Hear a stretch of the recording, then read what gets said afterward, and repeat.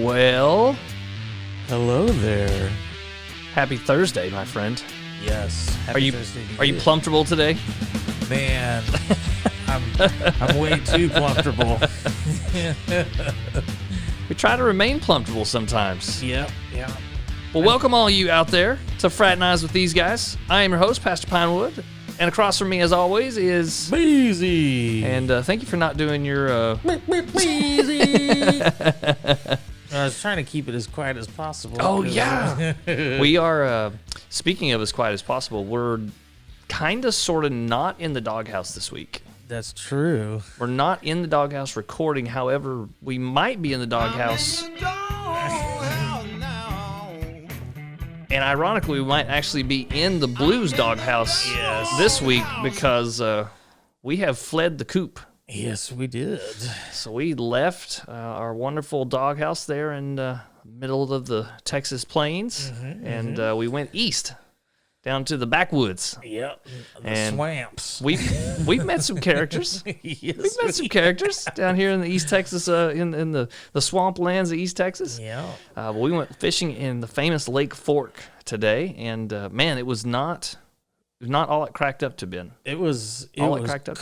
It was cold. All that it was cracked up to be. Ah, thanks, bro. Yeah, Thanks for bailing me out. I got you. You've been grammaticizing for a while. About 2-3 minutes, but That'll do. I'm picking it up quick. Yeah, working a pinch. Fast learner. So we're actually sitting in a hotel room at the moment. Yep. And the thin walls make this probably a little awkward for our neighbors. On both sides. On both sides. Yeah. So everybody around us trying to get to bed early so they can go fish in the morning, and now we got two yahoos sitting here recording. So hopefully they're gonna take heed while they're fishing tomorrow, and they're gonna check out the website. Yeah, maybe so. www.fwtgpodcast.com. They're not. They're gonna go leave 1-star reviews. I mean, if we were to do it loud enough, maybe they would actually go check. I mean, bad press is still press. Amen. I'll take it. Please don't go leave us 1-star reviews. Agreed. Yeah. And by the way, if you hear us joke about everything's excellent, wonderful, wouldn't change a thing, 3 out of 5 stars, we don't want you to leave 3 out of 5 stars. No, that's a running joke. We need all 5 of those stars checked. Yes. So head over to Apple Podcast or Spotify Podcast or wherever you find your podcast, even on our website, as was previously mentioned. Leave us a review. It's something that you can do that takes just a few minutes, but it matters so much to us, more than you can imagine. That helps us a great deal. You can also find us on Facebook and Instagram.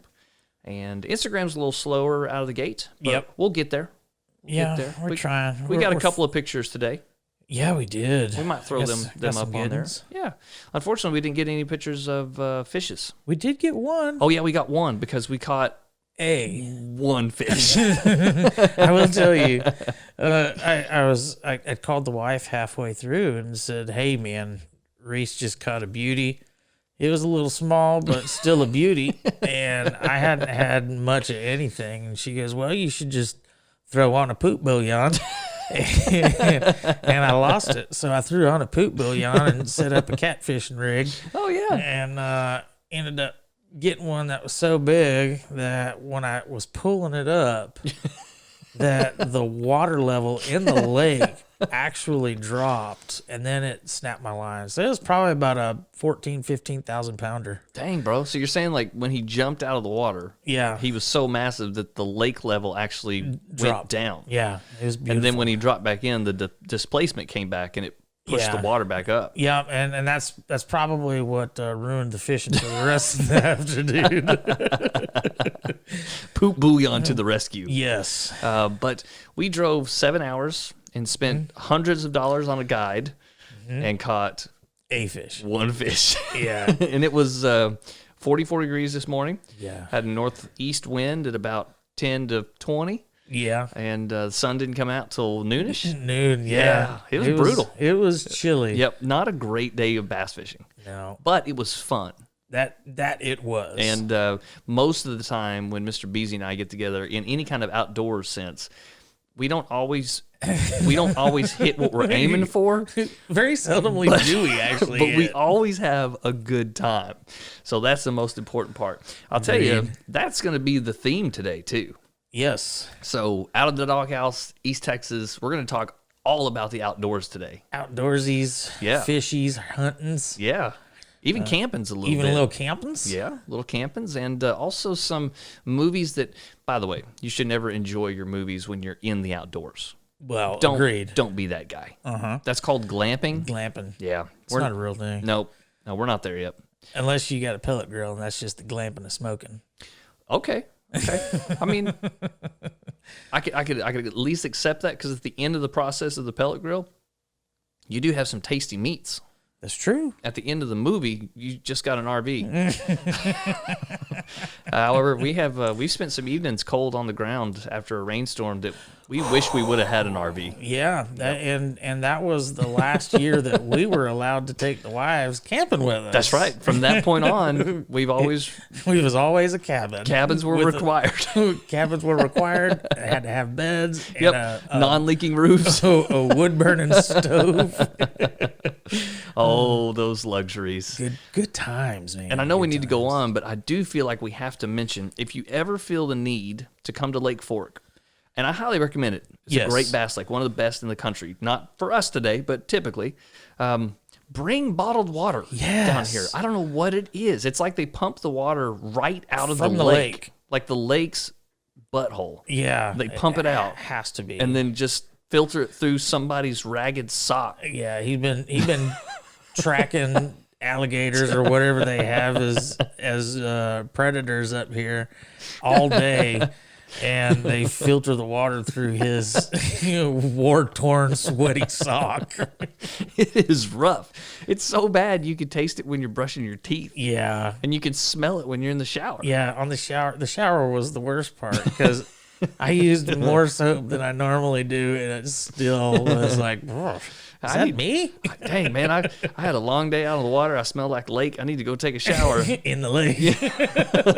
Ironically, you smell more like lake after you take a shower.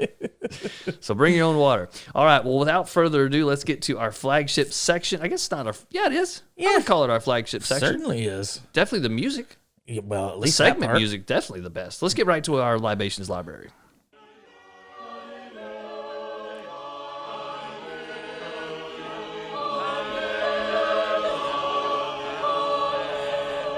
Libations!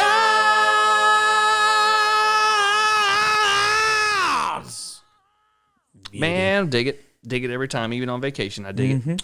Okay, Mr. Beezy, what are we indulging in today? So for this episode 10. Episode 10. We're in the double digits, my friend. We're in the doubles. Woohoo! Why didn't they call it? Oh no, why didn't they call it 1T0?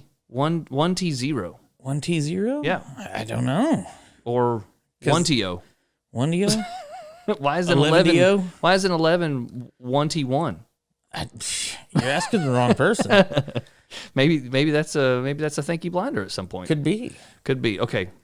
Let's give the people what they want. Yes. Which is probably not to listen to this anymore. But anyway, we can at least talk about this tasty brew we got. Yeah. So today what we're drinking is Rar and Sons Brewing Company's Iron Thistle. Nice. It is a Scottish ale. Okay. It is. Now, have you had this one? I have not. Okay. I have not. I've had several of Rar and Sons different brews. Yeah. And we both like the Ugly Pug. Ugly Pug. Ugly Pug's pretty good. There's several others that I've had. I really hadn't had a bad one yet. Okay. But we saw this one the other day, and I'd never actually seen this one before. I was like, well, let's give it a shot. Plus, we've never done a Scottish ale. Yeah, we have which not. is what That's this right. one is. Okay, so Iron Thistle Scottish ale. It's coming in at 7% alcohol by volume. This is a brewery in Texas out of Fort Worth. Yep. RAHR. Yeah, Rar and Sons. I've really liked most of their stuff that I've tried in the past. Agreed. So I have high hopes, and let's go ahead and give these guys a crack-a-lackin' open and see what's going on. Alrighty. Beer is good, beer is good, beer is good. It's not. Beer is good, beer is good, beer is good. Let's go drink some beer. Nice choice. Nice choice. I figured I've talked about it enough. We might as well just throw it in for the libations crack. Yeah, that's pretty good. So, Beezy and I have a little bit different taste in music, and I usually pick an old country western song because, let's be honest, that's where you find most of your beer drinking music. That's true. Yeah, and divorce songs. Right. The running joke is if you play the country music song backwards, you get your house back, you get your wife back, you get your dog back, you get your car back. Yep. That's how most of them are. It is. All right, well, let's give it a whirl. Okay. I like how we were supposed to do that while the song was playing, and I forgot. I got into the song. Oh yeah, we were rocking out, man. Okay, so wow, interesting. Not what I was expecting. No, definitely not. It's got like on the nose, it has a bit of a nutty scent to it. So almost more like a brown ale. Yeah, almost like a brown ale. And there's no smoke. Mm-mm. A lot of times with the Scotch ale, you'll have a little bit of kind of a smoky flavor, almost a peat. If you know a little bit about whiskey, where it comes from in Scotch, and it almost has that kind of a peaty flavor. And I'm not getting that at all. No, I don't. It's really good. Which doesn't hurt my feelings. Yeah, because I'm not a huge peat fan. Not really my digs. Agreed. But on the initial flavor, it very much tastes like a brown ale. It really does. And you get those caramel notes, and then even on the back end, it tastes like you can get the roasted grains. Yeah, I feel like it's what do we say? Like it's disguising itself. Yeah, very much so. It calls itself a Scottish ale. I think they just were looking for something that they hadn't brewed before. Maybe so. Like, we'll just call this a Scottish ale. Yeah. Hey, we got some of that brown ale left back there, right? Just throw it in this can. Very good. And what I do like about it is even at 7%, it's not so hefty that you couldn't drink multiple if you needed to. If you're out fishing and not catching any fish, you could have this one on the boat. And as long as you keep it between the buoys on the way back. Well, and at 7%, you slam a 6-pack, you're going to warm up pretty quick. Well, that's a good point. Especially if it's 44 degrees. Yeah. And I don't know for a fact, because, we're just trying this straight out of the fridge, but this might be one of those beers that would become a little bit better as it warms. Yeah, so I can see that. Maybe around that 50-degree mark, 50 to 55 might be even a little bit better. And some of those notes might come out more. That's true. So I like it. Any thoughts on a library rating? I've only had 2 other Scottish ales, and they were very peaty. Yes. To me. Yep. And I would have to say, if this is truly a Scottish ale, that's what they call it. It is way better. And had I have started with this and tried the other 2, I'd have been pissed. Yeah, that's right. That's right. But it's great. I think I'm gonna go with an 88. 88. Okay. Yeah, because almost an A. I could easily drink a 6er of this. Okay. All right. And It's like I said, not super heavy. Yep. It's not like a stout or a porter, even though it's really dark. Yes. But it doesn't have the weight that one of those, like a dessert beer. Yeah, agreed. There's more carbonation in it. Yeah. I like it. I'm going to go a little bit lower. I'm going to say an 81. And one of the reasons is it's not, it doesn't have the flavor profile that I would expect from a Scottish ale. But like you said, are you disappointed with that? If that extra flavor was a bunch of peat on the back end, I'd probably give it a 40.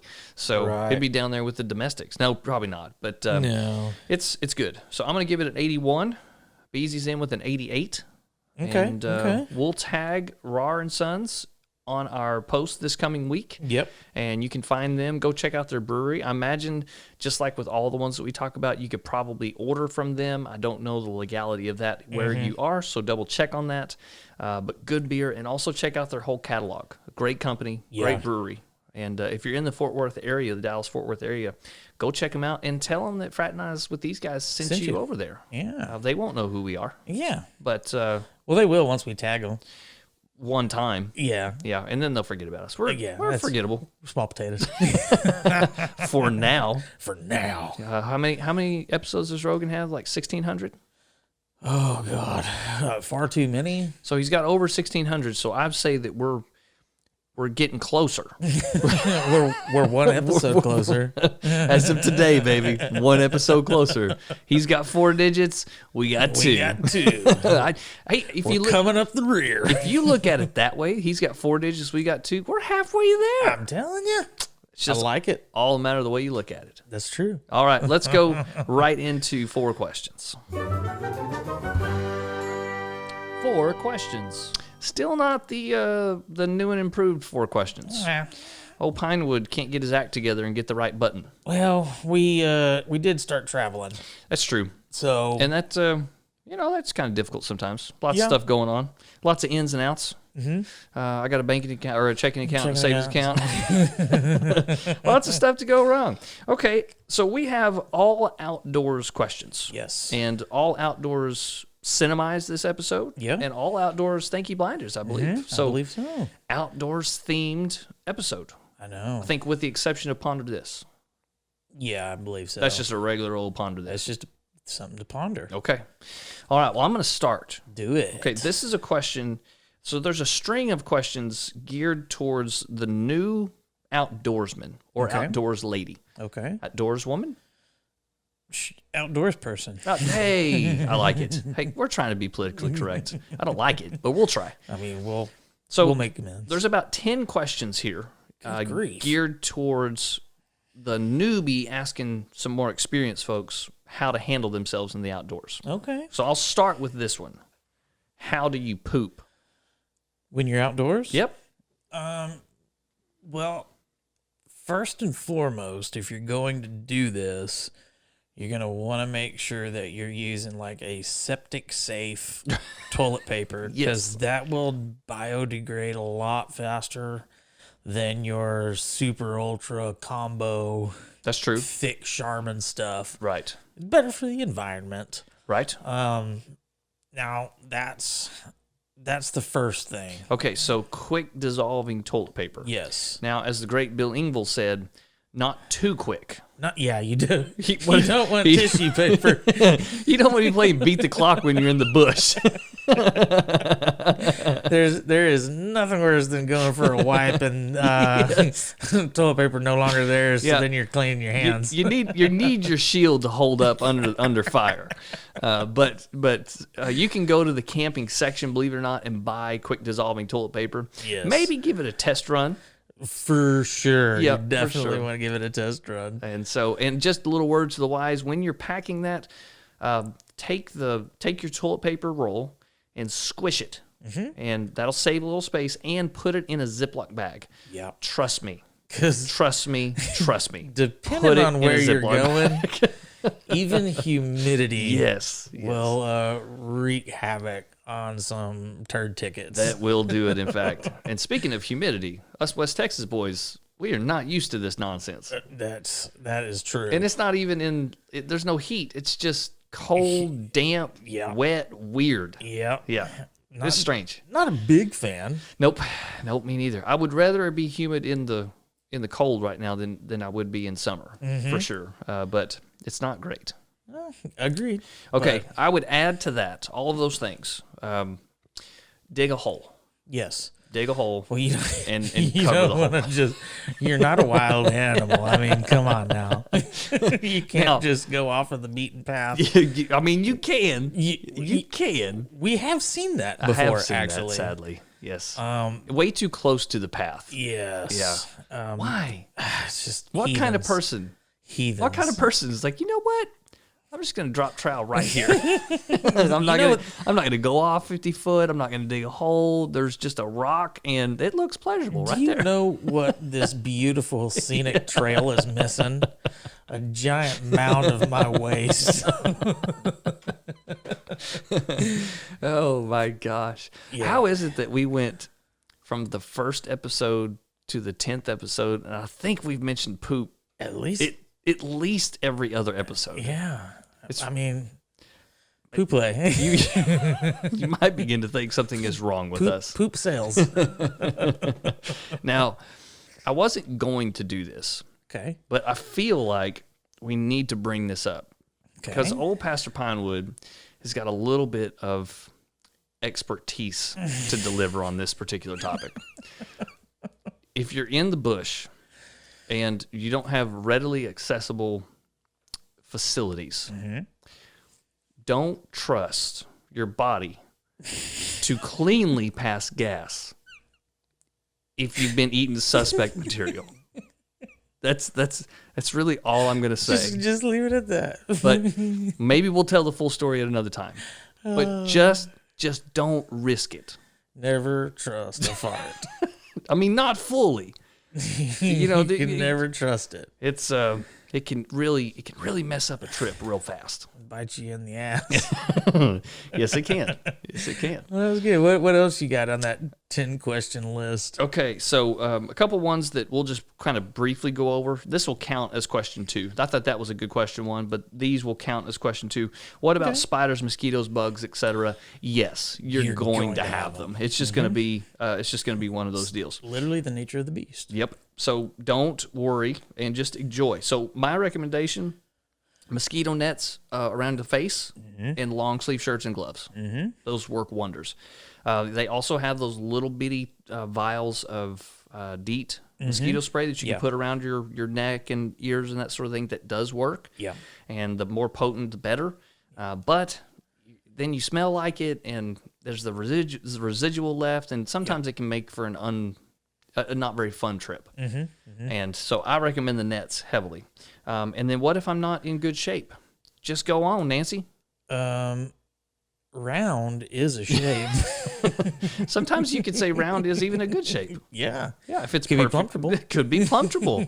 Hashtag plumpable. By the way, just in case y'all haven't looked that up, Mr. Beezy made up that word. Did. What does it mean?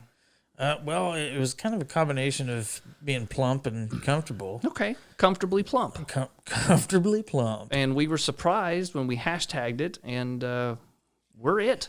We are literally it. If you type into the search bar on Facebook, hashtag plumpable, It's going to pull up episodes that's it. and Facebook posts. That's it. That's all that it pulls up. It was actually really scary because it was the first time I typed something into Google and there was only like 4 things that pulled up. And it was all about you. And it was all about me. I was like, oh my God. That's scary. That is pretty weird, isn't it? Okay. And then let's end on this one. Do you have any recommendations on the bugs or the being in shape? The being in shape, it really depends on what you're going to do. Right. I mean, I'm plumpable. I stay plumpable year round. I don't plan on doing heavy exercise. No summer body you're trying to squeeze into? No. Okay. I've got my summer body. Okay. I've got a 6-pack. It's just hiding behind a keg. Okay, fair.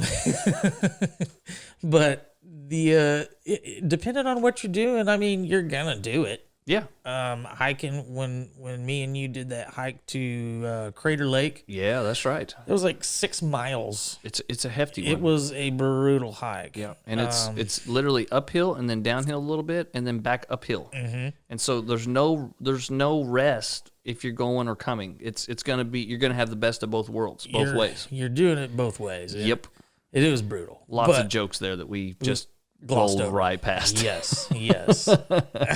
Oh, good But grease. you're going to be able to do it. Okay. When we go out pheasant hunting, we're doing a lot of trudging. That's true. Yeah. And- Usually through pretty thick stuff. Yeah, thick stuff, uneven ground. Yep. You know, when we're fly fishing in the reservoir, Yeah, even it's that. up and down, and a lot of times where you park is a half a mile, 3/4 of a mile away. Well, I'm not even worried about that. I'm just walking through the river. Oh yeah, that's true. Is Just waiting. in the river. difficult enough. Yeah. I'm trying to keep my balance. Yeah. Because I am a little top heavy. But yeah, I mean, you'll make it happen. Yeah. I think just go do it. Yeah. Don't let your being out of shape stop you from going. Agreed. Get out there. It's a lot of fun. Absolutely. You won't regret it. And if nothing else, just take up catfishing. You Yeah. can sit on the bank and drink beer, and you don't even have to move. You just sit in the chair. Yeah. And every once in a while, you might catch a 50,000-pound catfish that brings the lake level down. Well, only if you're throwing poop bouillons. I gotcha. That's the magic. Yeah. Okay. It's the ultimate stink bait. It is. It really is. Okay, and always bury it. Don't leave it right on the side of the stupid road. Yeah. Okay, last part of question number 2. Can I afford the gear? No. No, you cannot. You'll never be able to afford the gear. If you're a newbie, Nope. If you're a master, Nope. It doesn't matter. The only way you're able to afford it is if you are making a living doing whatever you're doing and all of the clothing is donated to you. Yes, little sponsorships. Yeah, getting sponsorships. And even then, there's probably stuff like, oh man, I'm sponsored by this brand, but they really I have the better I really stuff. like that stuff over there. So you just kind of you gotta bite the bullet. And That's deal right. with it. I have a recommendation for, especially hunting and fishing. Mm-hmm. If you're just starting out, I truly believe that you need to struggle with bad equipment for 2 seasons. Yeah. I really do. I don't know what it is about it, and maybe it's just because I went through it, and I want everybody else to suffer that same fate. Sure. But I think you need to borrow stuff. You need to let's take fly fishing just for example. Mm-hmm. You need to have leaky waders. If your waders don't leak the first 2 years, have you even fly fished, bro? Like really? Yeah. That's just- part of the deal. Just don't do what I did. Yeah, you kind of ragtagged it. Yeah. There for a bit. That was a roughie. That first year was brutal. But again, borrowed equipment Yeah. and trash bags Trash bag and duct tape. and duct tape. Hey, look, it kind of worked. I mean, You fished. it definitely held water. It did help. Unfortunately, it was on the wrong side. It held water. Held water in. It held water in. Yes. Yes, for sure. For And sure. just by coincidence, they happened to find that particular sock you were using, and that's what they filter the water through That down here in this very hotel. well could be what has been filtering this water. But the cheapest fly rod combo you can buy at Walmart with the cheapest line and the cheapest fly, and you just go down there and you just Rough it. beat the banks to death, and it's gonna suck. And we're gonna take on that old homage from the military. Just embrace the suck. Yeah. And you just miserably go through it, and then at the end of that, if you're still in love with it and you still want to do it some more, then go start spending some Now money. you start investing. Yep. Yeah. And investment, maybe not the right word. Throwing money in a hole is probably the way I would go. Dispensable cash. Man, it gets expensive in a hurry, Yes, it does. but totally worth it. I agree.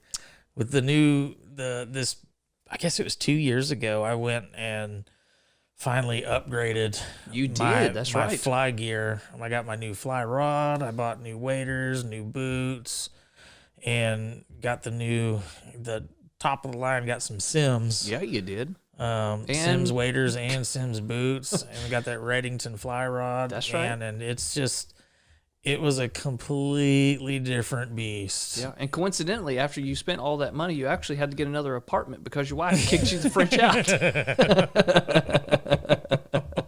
It's a pretty hefty chunk of change to go and do that in 1 year. It was, So- but definitely worth it. Totally worth it. Okay, so that's my opinion on gear. You'll never be able to afford everything. Agreed. Especially starting out. If it's a newbie coming in, it's going to be something that you're going to want to mill piece together. Yeah. If you know, hey, 6 months from now, I'm going to be going hunting. Yep. You're going to want to start and buy a pair of pants 1 month. Buy some good trekking boots. Buy ammunition now. Yeah, and buy. I mean, if you could find it. Yeah, if you could find it. You might be hunting deer with a rock next year if you can't find any more ammunition. And just speaking really quickly on boots, start wearing your boots Yes, break them in. quickly.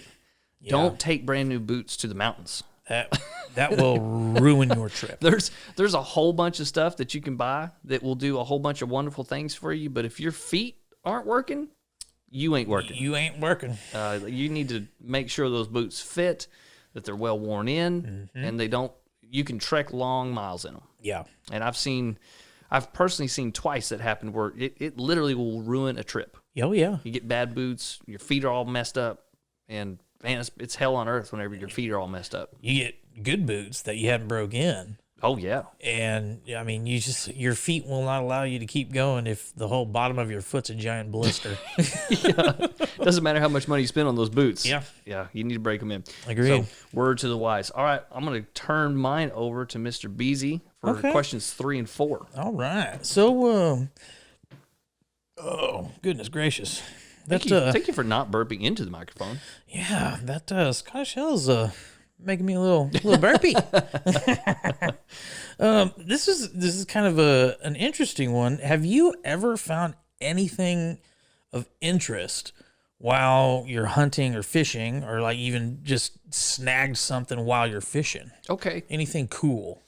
So yes, right off the top of my head, I don't know, bro. I don't know what's wrong. You struck out? I did. 1/4 of the beer in, and the pastor is done. Done. So what immediately comes to mind is hunting on our family land in LaForce, Texas, which is this little bitty town that you'll probably never know of because there's 600 people there. As a matter of fact, whenever my grandfather passed away, they went out and changed the population sign the next week. So one less. 599. Well, we find arrowheads quite a bit. Oh, wow. So we'll go out and trek around, and especially if we're hunting small game, we'll actually be on foot. Out there in Lee Force? Yeah, an old Lee Force. No kidding. And so do you remember when you were hunting with me and you can look to the east and then those cliffs kind of on the other side? Sure. Up there on those cliffs, they actually they unearthed some burial sites, some burial areas. And we had one of the universities come out and authenticate it and take those bones back. It's probably cursed now. And, you know, my child's going to have a 3rd foot when he's born or something. I don't know. But it was... Hey, as long as you're still harvesting good deer off of it, I guess it doesn't matter. Yeah, they haven't smited us yet with the deer. But we do find arrowheads quite often.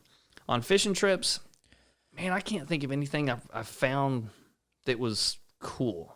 Like, I found some nonsense stuff. Yeah. But I can't think of anything off the top of the head that I found that was neat. Well, I remember when we were, this was probably 4 or 5 years ago, and we were fishing off the bank at the reservoir there in Colorado. Yeah, that's right. And then my wife, she found some pretty cool stuff. She actually pulled up an old trawler's net that had like 10 dead fish in it. So she caught 10 of the day. 10 fish with one cast. And then, because there was a guy on a boat, he saw her struggling to pull all that crap in and saw what it was. He ended up giving her like 8 trout. It's like, how did she outfish us today? This is not even possible.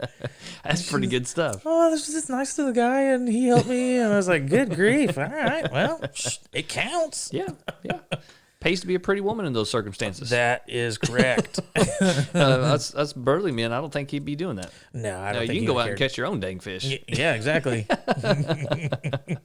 I'm sure there's been some times that I've found some stuff. I can't think of anything off the top of my head. Okay. But I do know you increase your chances of finding interesting things in the woods. The more you're out there? If you're in the woods. Yeah. I do know that.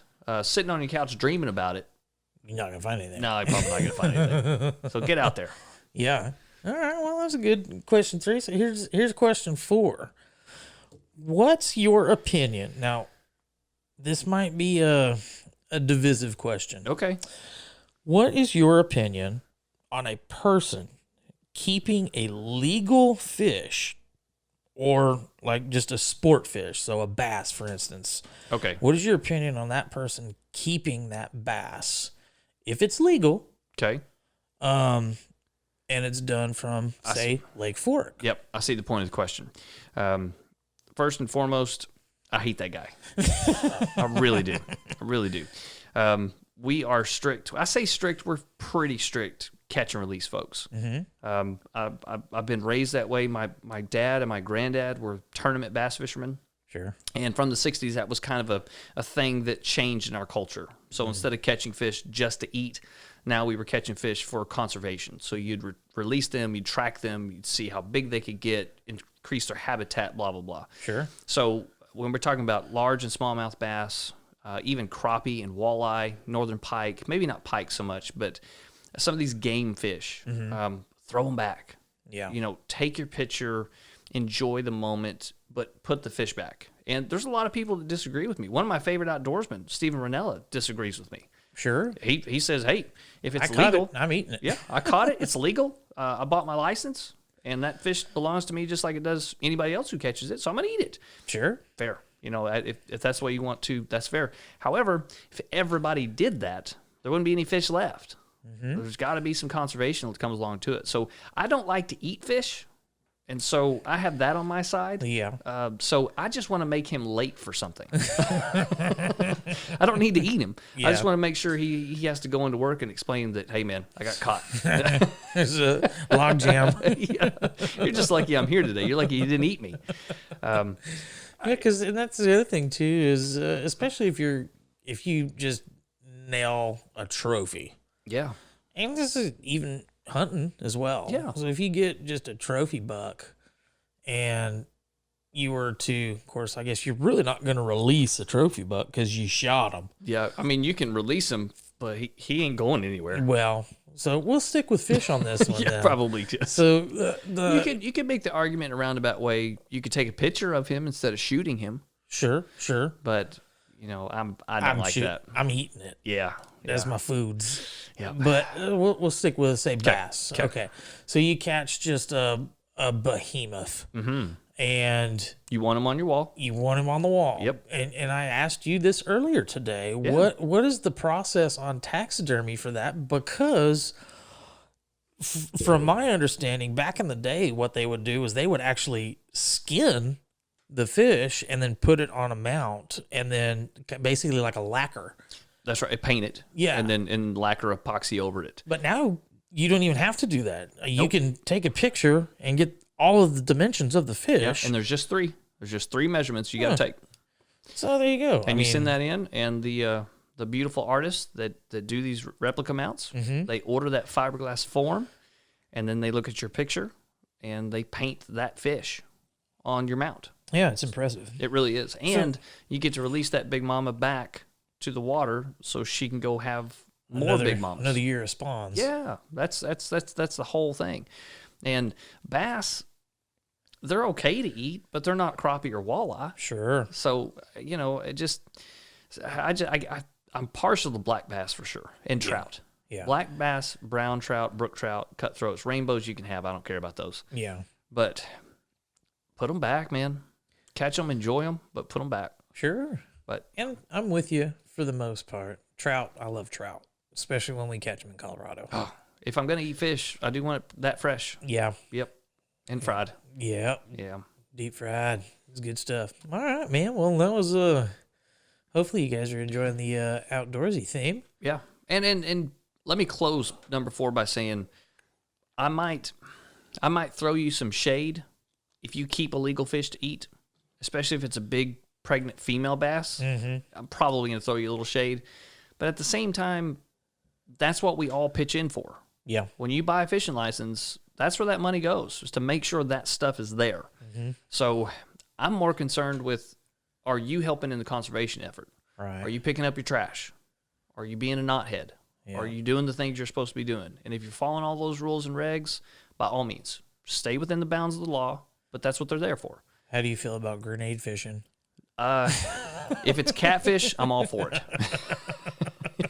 And, if you got your farm pond out there in Podunk, Missouri, and it's on, it's on your own private land, and you monitor that pond, you can do whatever you want. Do it too, Lars. But whenever it comes to these big public waters that everybody has a right to use, well, be respectful and responsible. Sure. So I would close with that. Okay. I like it, man. How about let's go into a little old Cinemize? I like it. I like it too. I like this too. Me too.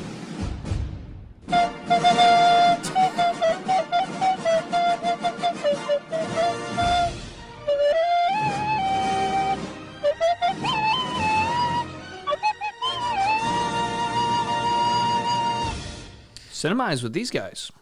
Brought to you this week by no one. By Roar and Sons. Sons. I wish they'd cut us a check. This should be nice. Sponsored? Sponsorship. Possibly. Well, we thought something that would be interesting for this Cinemize.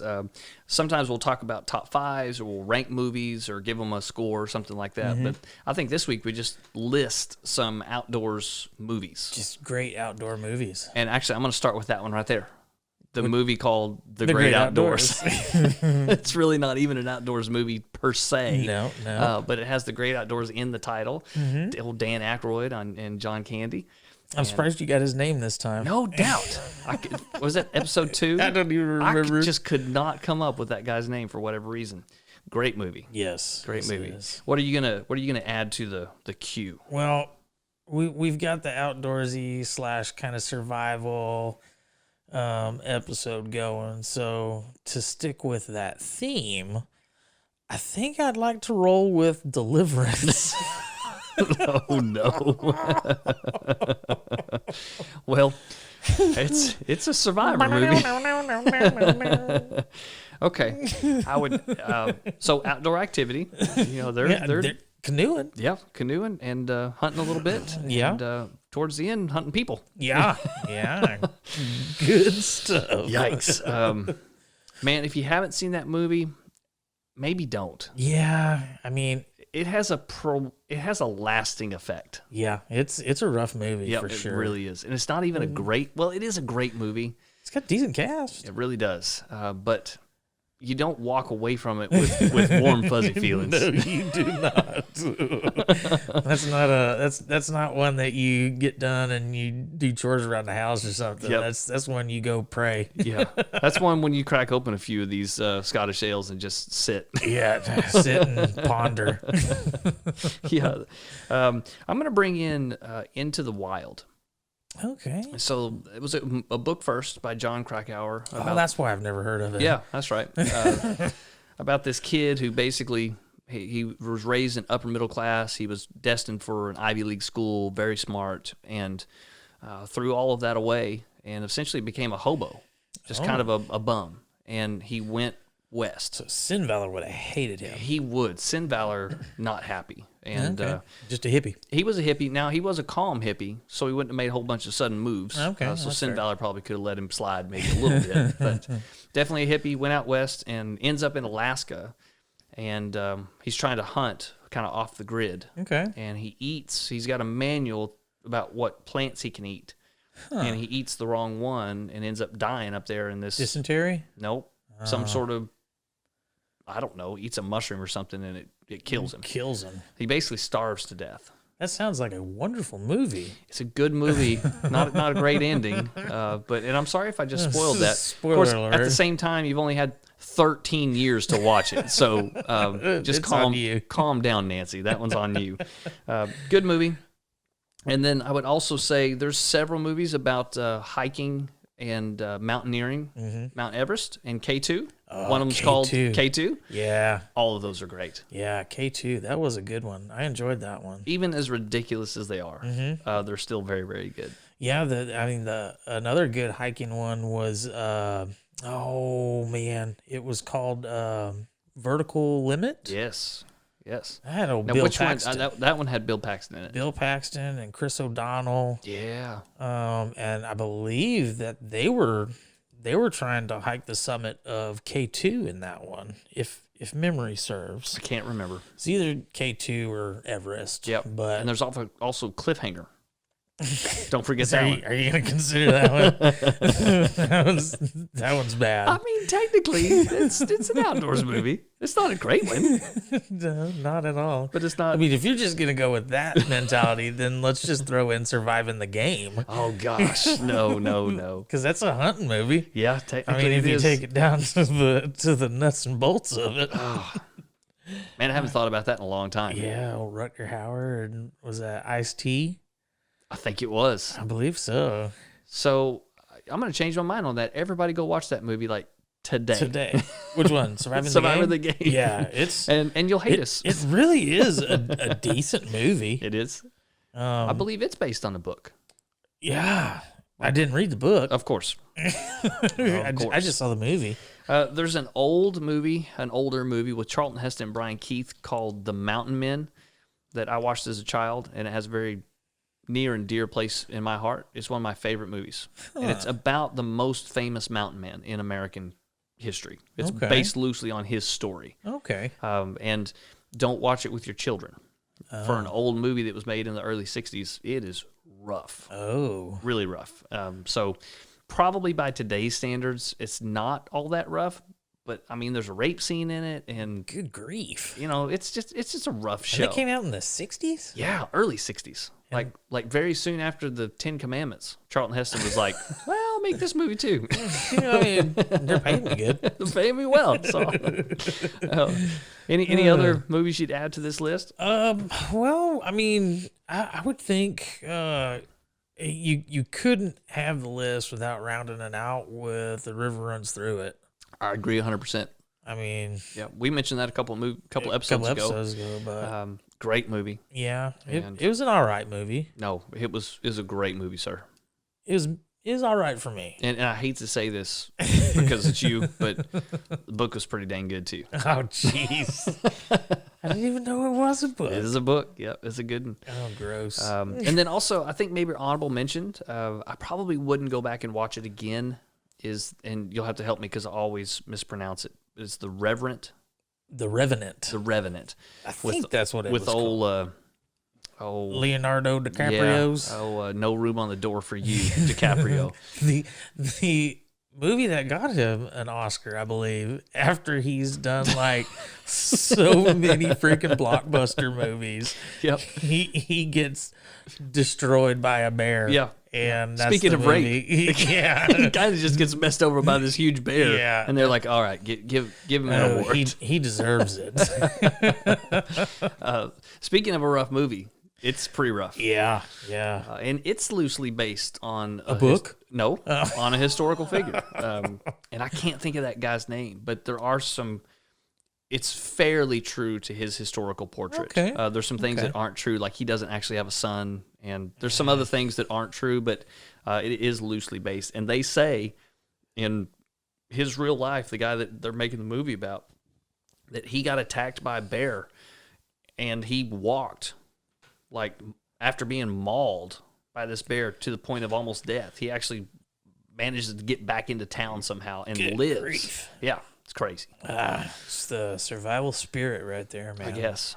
So this past year, speaking of Crater Lake, my wife and I were hiking up there, and we came across probably within 20 yards of, I would say, a 300 to 400 pound black bear. Pretty good size. I remember you telling me about this. So he was 20 yards. He looked, and he just saw me first. And there was a brief moment he was like, okay, all right, skinny white kid. I could probably get down on this, right? I can take this one. And then the wife comes, and she's mean, right? She's scary. So he was like, I ain't doing that. I ain't even gonna mess with that one. But there was a split second in his eyes that he was like, maybe. And then he took off. In that split second, you had a bowel movement. I did. Thankfully, I didn't trust it. So Well, I clenched that's up. good. That's clenched good. up tight. Again, maybe another story for another time. But being within just that short distance between a bear of that size, I can only imagine. Yeah, and you were armed. I was armed. You both were. That's right. I can't imagine being around 1,000-pound bear. Yeah, that's on top of you. a whole new level of Going. Oh gosh. making sure you got brown pants when you're going out hiking. Yep. Man alive. That would be rough. Really Yeah. would. Any others that just real quick spring to your mind? Because that's a pretty good list. You know, I think let's just call it on that. Unless you got something you want to add to. No, the I think that's good. honorables. If you have a recommendation for us, though, Yeah, go and leave us a comment, leave us a review. sure. Not a review. Don't tell me your movie in a review. That's not the proper place for it. No, but you could actually leave the comment on this episode on the website. Yes, So if you go to and the website, you can You do can it do there. that through even a voicemail. So Yes. you don't even have to type. Agreed. You just talk into Send your us a phone, baby. voicemail. Okay, go send us a voicemail. Let us know your favorite outdoor-themed movie. And as you can tell, we kind of took a little liberty there. Yeah, So we'll allow you to take a little liberty. do it to it. How about a little thank you blinders? Thank you, blinders. Do it, son.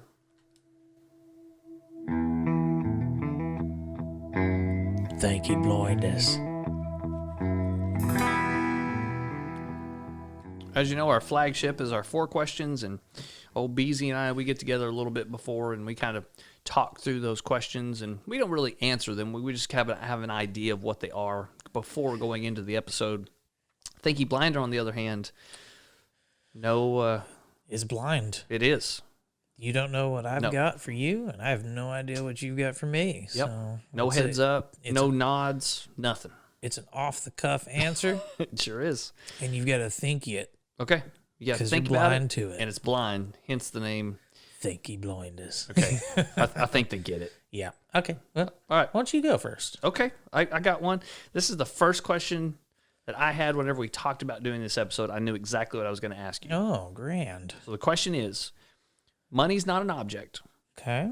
Time is not an object. Okay. Travel's not an object. Okay. You can hunt one big game animal the world over. What would it be? That's a Dang. It's a tough question. Because my gut was, if money's no issue, time's no issue. Yep. We've brought him up in several episodes, but I want Steven Ranella to guide me on an elk hunt. But I also want Remy Warren with him. Oh, I see. But You're talking like cream dream. yeah, it's a cream dream. But there would be that. I think a Colorado elk hunt Wow. would be wicked awesome. So the world over. Or I just See, You say- you gotta broaden your I mind, know, bro. you're freaking me out, man. Not just North America. I'm talking about Yeah. like worldwide. So there's three animals that I would love to hunt. Well, you get one. I know. And So I've you got gotta to talk wait. through it? I've got to talk through it. You're going to be here with this journey. So, of course, the Colorado elk hunt would be awesome. Yep. It's in my top 5. An Alaska grizzly would be, or a Kodiak Okay. would be legit. I want to bow hunt that. Yeah, you can have that. Or I've always wanted to do a red stag. Okay. A little New Zealand. Yeah. Okay. Just because it's New Zealand. Right. And I would be, if money and time's no option or no issue, Yep. I'm going for a month and I'm going to stock and enjoy New Zealand. Yeah. Because that's on the bucket list. No doubt. New Zealand, Australia, to go check those places out. It's on my bucket list because I can shoot a red stag, and also it's where they filmed Lord of the Rings. Ugh. That's where they film everything. But It is a gorgeous place. now I'm interested to see what your thoughts are on this. So I would, if I had to say that I could go anywhere, it would probably be a New Zealand red stag. Okay. Worldwide. If it was limited to the United States, then I would say probably the elk. Okay. I would take the elk over the bear, Okay. mainly because you might not get eaten. well, I'm not worried too much about that. I mean, there's a bigger opportunity for you to be eaten. I'll punch him in the face. Bro, I just go there, give him a bear hug, and tickle him. Dude, Tick, tick, tick. he would swat you away like you were a gnat. No, but bear meat has issues, and there would be nothing more frustrating than sending the bear meat out to get tested, and all of it's loaded with trichinosis. All you gotta do is cook it past 160, baby. It's good to go. Yeah, I don't want to take those chances. Fair enough. So I'd rather just shoot a bull elk, get a beefcake Okay. bull elk. So top 3: bull elk, red stag, Mm-hmm. and bear. Yeah. Okay. Interesting. What do you got? I've thought about it quite a bit. I can And- only imagine. The time issue is the big one for me Okay. because you really need some time to do at least 2 weeks to do some of these trips, and some of them more than that. Mm-hmm. But all of those things considered, a Saskatchewan moose hunt, Ooh. or Great White North, eh? yeah, and a beautiful part of the Great White North, Saskatchewan, or a bull elephant in Really? Africa. Yep, You'd like to do that, huh? I really would. Now, there's a lot of misconceptions about shooting an elephant, Oh, yeah. and the bull elephants get out of control, and they can't control their population, and they'll actually kill other elephants. They'll get so out of their minds crazy. Yep. So a lot of these pictures with young elephants, it's not because some guy went over there and was just gunning for this poor, defenseless, almost extinct creature. It's because they're causing a problem in the herd, and they need to be culled. Well, not only that, but they also damage what little livestock and crops. That's right. And they'll go on a rampage through those villages. Yeah, can you imagine trying to create a fence that would keep out a bull elephant? No. You ain't going to do it. Offensive turrets. Have you seen Ghost in the Dark? Dude, we didn't talk about Ghost in the Darkness. Okay, let's add that one to the list as well. Okay, that's a Ghost in the movie Darkness. list. But, they can't even keep lions out. Yeah. How are you going to keep out a bull elephant? Sure. So I think those are my top two. Well, the other cool thing that nobody realizes about those elephant hunts is when you get the tag, and granted that tag is ungodly expensive. Yeah. But Tens of thousands of dollars. what you're doing with that tag, that just allows you to kill the animal. All of the meat Yep. goes to the tribe. That's right. And they harvest everything. Yep. Have you off of seen that. God of War? Oh, yeah. When that plane lands and he wakes up like 12 hours later and it's just stripped. Yep. The same thing with an elephant. That's right. That's right. Speaking of conservation, it's kind of a weird thing, but if you're a fan of big game animals, especially in Africa, you kind of need to be a fan of big game hunting because They go hand in hand. it's what's keeping them there. Yeah. The fact that there's a value given to those animals is what's keeping them alive. Because if there's no value there, they'll just eat them. Yeah. And they'll poach them, and there's no protection. And it's a delicate balance between people who love animals and would never dream of hunting and also allowing hunters because they're keeping that system going. Sure. It's very interesting. And for anybody who says it's either one way or the other, they're wrong. It's Yeah. much more complicated than that. Sure. So So that you would got be my answer. You got a Saskatchewan moose. Yep. Or a African bull elephant. Yep. And I want a big one. Okay. Yep. Okay. I like it. But I don't think at the moment you can bring trophies back legally. So I would probably go for the moose. There you go. Yeah. That would be my answer. That would be legit too. What you got? All right. Well, for my thinky blinders, if a hiker gets lost in the wilderness, what's the most important thing for him or her to do first? Okay. First thing. First thing for a lost hiker to do in the wildy. First thing is, okay, is this after they realize they're lost, or is this like first thing period? Let's say that they have come to the realization that, oh no, There's a problem. this is no waynos. Okay. First thing, stop moving and assess your situation. Yeah, That's the first thing. sure. And then deal with, Cleaning your pants. yes, that. What do they call that? Something with threes. You have The rule of threes. rule of threes. So you have 3 seconds of air. Yeah, you've got 3 seconds. three minutes without air. Yep. And you die. 3 days without water, Okay. and you die. Okay. 3 weeks Without food. without food. And granted, these are all just Subjective. kind of base numbers. Right. Deal with those things. Yeah. And then really work on improving your immediate surrounding. I would say, but first thing that a lot of people do is they don't stop. Yeah. They just keep going. And you might be going in the right direction, but You could be probably going a not. lot further. Yep. Stop moving, figure out, assess your situation, and then make the most of it. Yep. And I would say if you're looking to do, even if you're looking to do what we did today, we probably went unprepared. Oh, sure. I didn't have a way to start fire. I didn't think if I did. I didn't have a way to. I didn't have a way. If we would have fallen in and got to the shore, 50-degree water, It's 45 degrees outside. The wind's blowing. I'll be honest with you. It would have been pretty rough. Had we have fallen in that water, I'd have probably been okay because I'm buoyant.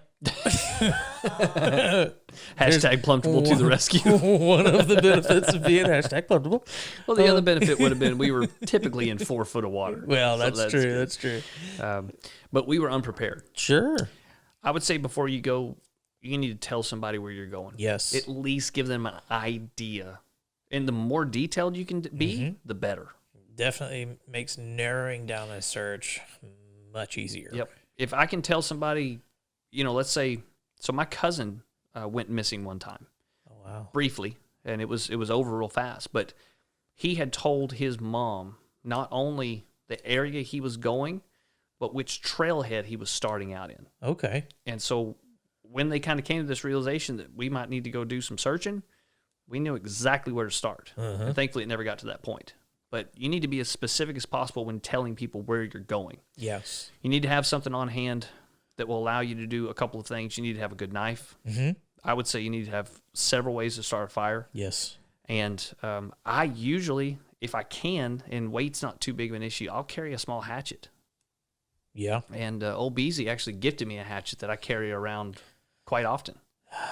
You still use that thing? I still use that thing. But you know what's Nice. great is I use it, but I've never used it. I have not used it yet in a bad situation. Right. But that's the only time I'm going to use it. Yeah. So it's in pretty good shape. I keep it in pretty good shape. Good. But an axe and a knife and fire material go a long way. Yeah, those are paramount to survival for Yep. sure. But stop moving. Find a clearing. You need to find somewhere where they can see you from the air. And man, do some preliminary work Yes. because it will go a long way if something does happen. Always just assume you're in for the long haul. Yep. And don't read David Politis before you go into the woods. Oh, 'cause that's how you catch the politis. It sure is. It sure is. Anything to add? Man, you really kind of hit the nail on the head. You definitely want to stop. Yep. Know your rule of threes. And I would say if you have a good knife, then you probably have a good way to start a fire. Well, you got some other things. You with can it. have some basic stuff, but those two things, a knife and fire, Yep. that Go would a be long way. that would be the best way to survive a shitty situation. Yep. Yeah. And I would say fire regardless. Yes. If you can start a fire, start one. It doesn't even matter if you're in the desert. Yeah. If you got the ability to start a fire because there's a psychological comfort that comes with it. There's an ability to cook with it. It's Ward off animals. Yes, it serves a whole bunch of purposes. So Signaling. yeah, absolutely. Always carry stuff to start a fire. Always. All right. We should have heeded our own advice today. Yo, not smart. well. Not smart. And we went with a guide. He might have had all that on the boat. He could have. But if your boat flips, it's not doing you any good. I mean, I could have just thrown it on my back and floated us back. I guess that's true. We could have hired old Catfish Mike that you taught. He could have helped us out. he would have surfaced just to save our lives. He might have done it. Thanks for releasing me. And for the poop bouillon. It was tasty. Well, we're sure glad that you have joined in, and I know it's a little bit short today. Not too bad. We did okay. Yeah. And I We're like also that. out of town. Yeah, out of town, and we're tired, man. Yeah. I've been going at it all day, Yeah. and I only had like a tight 3-hour nap whenever we got done. So Yeah. it's kind of rough, It's been rough. and we but, can't drink any water, Yeah. so we're 'cause dehydrated. It's terrible. But we do want to thank you guys for listening today. Go check out Rar and Sons Brewing Company. Check Yes. out the Iron Thistle Scottish Ale. It's a good one. If you get the opportunity and you're so inclined, go to our website, www.fwtgpodcast.com. Leave us a review. Even better, just leave us a voicemail. Shoot, yeah. It's going to be the little blue circle with the microphone in the bottom right corner. Even if you're on mobile or on the desktop, it does it at the same location. And it's super simple. Yes. You just click it and talk. Yep. And then you can also rate the podcast there as well. Okay. And it automatically uploads it to Apple Podcasts. Where Beauty. all reviews matter. Okay. Perfect. Yeah. So, Okay. what do you got? Anything else you want to add? No, I think we're going to close it out with our Ponder this. Ponder this. Nice save there.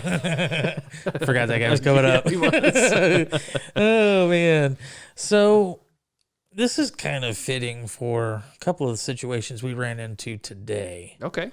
When you wait for a waiter, you then become a waiter.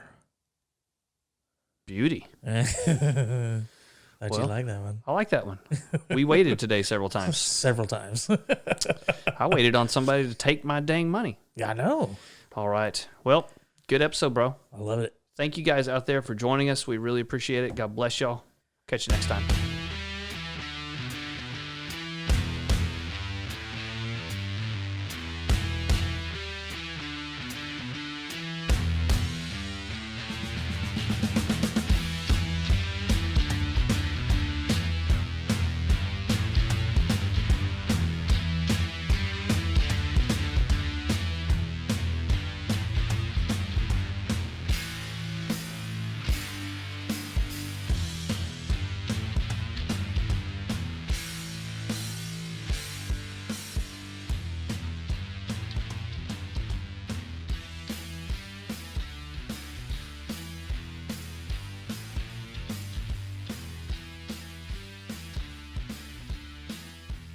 So really, dude, in all of the world, you would go hunt in New Zealand?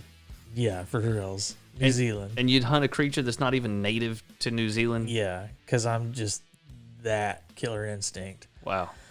But it would be fun. It could be fun. Could be fun. Maybe we'll go together. Let's do it. Maybe there's a New Zealand guy out there that could sponsor the show.